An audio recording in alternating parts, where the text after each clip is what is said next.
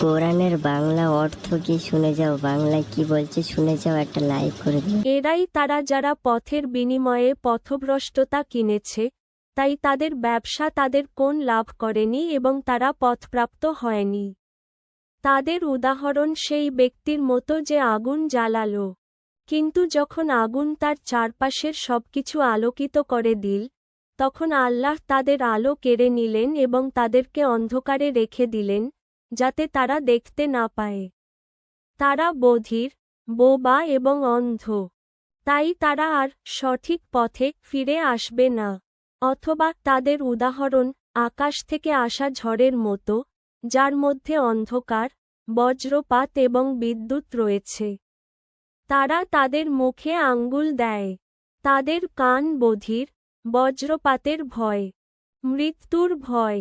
আর আল্লাহ কাফেরদের ঘিরে রেখেছেন।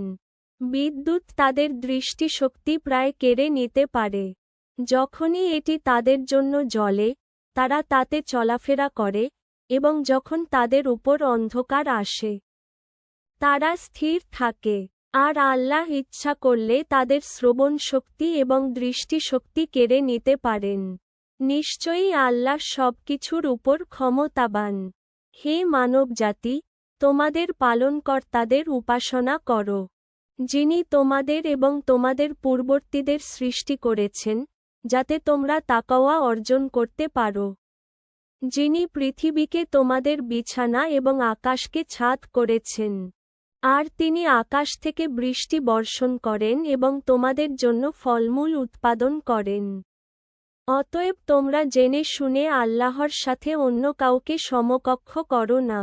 আর যদি তোমরা আমার বান্দার উপর যা অবতীর্ণ করেছি সে সম্পর্কে সন্দেহে